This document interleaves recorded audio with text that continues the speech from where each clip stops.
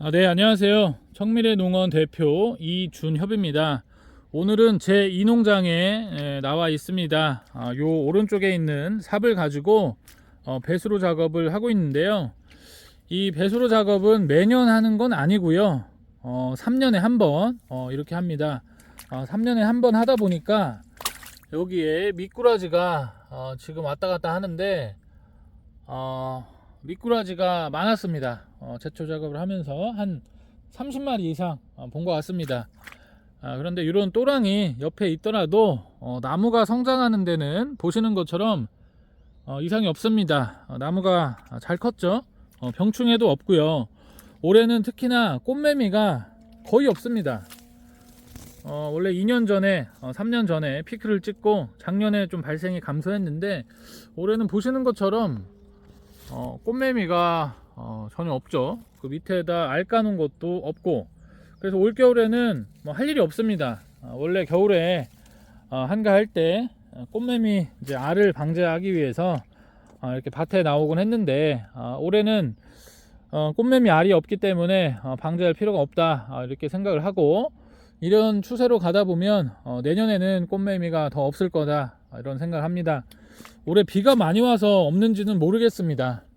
황소개구리 같은 경우도 제가 초등학교 때는 정말 동네에 정말 많았는데 시간이 흐르면서 우리나라에 천적이 생기면서 개체수가 좀 감소한 걸로 좀 보여지는데요. 어쨌거나 꽃매미도 결과론적으로는 올해 개체수가 격감했습니다. 거의 없고요. 그리고 영상에 보시는 것처럼 고라니망 설치해 놓은 게 없죠. 고라니가 이 밭에 자주 놀러 옵니다. 와서 쉬었다 가기도 하고 잠도 자고 하는 것 같은데 고라니 망을 쳐놓을 필요가 없습니다. 왜냐하면 고라니가 이 참중나무를 정말 다행히도 잎도 되지 않기 때문에 나무만 심어 놓으면 고라니 망을 친다라든지 어떤 해충의 피해라든지 그런 거는 뭐 크게 걱정할 건 없습니다. 꽃매미 같은 경우에는 봄에 약충기 때 수확 끝내고 살충제를 한번 뿌려주면 크게 걱정할 건 없다 이렇게 보여지고요. 오늘 영상의 주제인 요 배수로, 요즘에 이제 나무 이제 관련해서 문의가 많이 오시는데 배수로는 꼭 내주셔야 됩니다. 모든 농사가 배수로 안 내고 뭐 웅덩이를 만들어서 키울 수 있는 작물은 아무것도 없습니다. 왜냐하면 이제 뭐 수경 재배도 있지 않냐 할 수도 있는데 수경 재배는 산소가 공급되는 깨끗한 물이기 때문에 가능한 거고요. 빗물이 고인 웅덩이는 썩은 물입니다. 썩은 물에서는 어떠한 식물도 농사를 질 수는 없다 이렇게 생각을 하고요. 예, 지금 나무가 이렇게 잘 컸습니다. 꽃매미 와가지고 뭐 산란하거나 그런 것도 극히 드뭅니다. 평소 대비해서 뭐 평소에 뭐 100개를 꺼놨다 그러면 뭐 한두 개 있을까 말까 할 정도로 올해는 꽃매미 피해가 거의 없습니다. 이렇게 배수로를 작업을 3년 만에 이렇게 하니까 제가 이제 삽질을 해보는 것과 이제 풀 뽑는 작업을 비교를 해보면 삽질을 하게 되면 허벅지에도 근육이 좀 붙고요.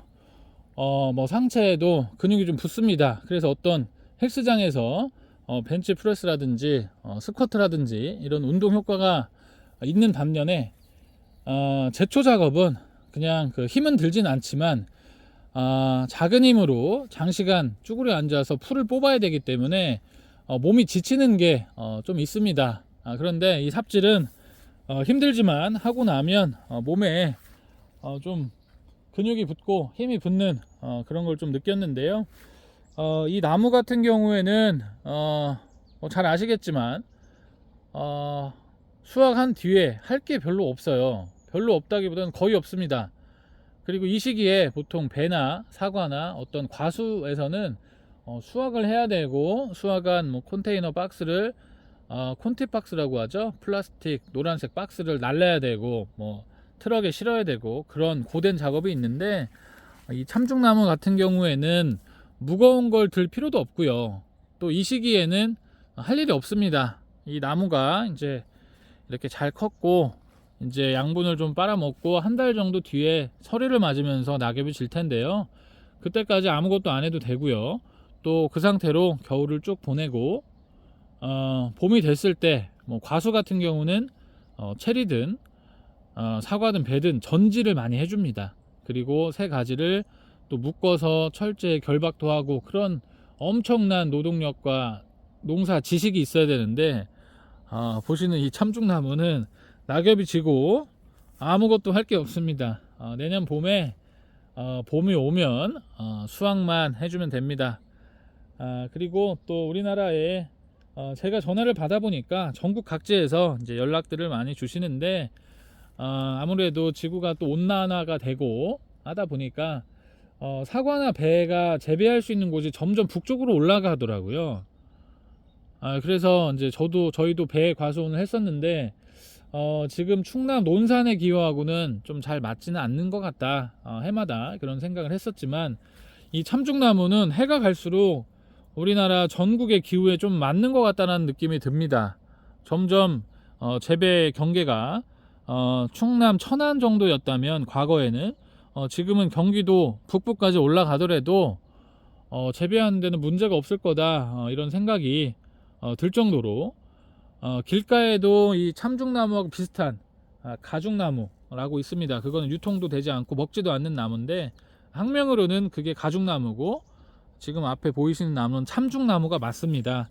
이 참중나무를 뭐 까죽나무, 뭐 중나무, 참중나무를 이렇게 부르기 때문에 같은 나무다 이렇게 보시면 되고요. 어쨌거나 이런 종류의 나무들이 씨앗으로도 요즘에는 번식이 아무데나 이렇게 되는데요.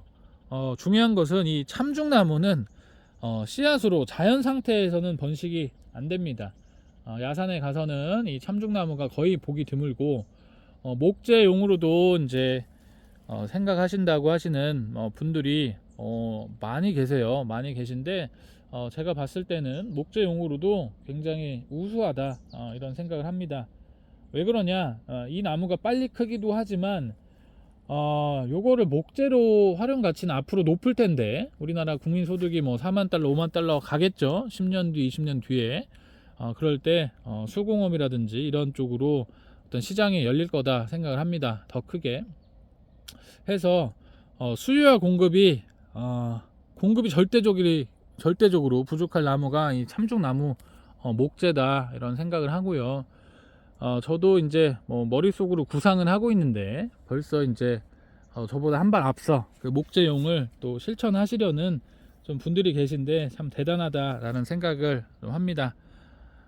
그래서 요 참중나무는 순도 맛있지만 나무 자체도 워낙 우량 품종이라서 잘 크는 그런 습성이 있습니다. 그리고 붉은색의 어떤 그 순을 주는 그런 나무입니다. 어떤 나무든 이제 참중나무 중에 어떤 나무든 처음에 새순이 붉게 나오지만 시간이 흐르면 잎사귀는 이제 엽록소가 광합성을 하기 때문에 이렇게 다 초록색으로 변하는 것을 볼 수가 있고요. 한 달 뒤면 이렇게 잎사귀들이 떨어지면서 시야를 가렸던 이곳이 뻥 뚫려 가지고 다 또 보이게 됩니다. 오늘은 이렇게 새벽에 또 일찍 나와서 배수로 작업을 해줬는데 한 3년 만에 와서 해준 것 같습니다. 한 3년 전에 나와 가지고 오른쪽에 보이시는 것처럼 이렇게 배수로를 내줬는데 참 비가 오고 시간이 흐르면은 이게 또 흙이 쌓여서 높아지고 물 흐름이 좀 막히는데 제가 보기에 한 3년에 한 번 정도 와서 해주면 딱 좋을 것 같다 라는 생각이 들고요. 이렇게 오늘 또 파란색 하늘을 보여주고 있는데 이런 파란 하늘을 또 비춰 드리면서 오늘 영상은 마칠 수 있도록 하겠습니다. 감사합니다.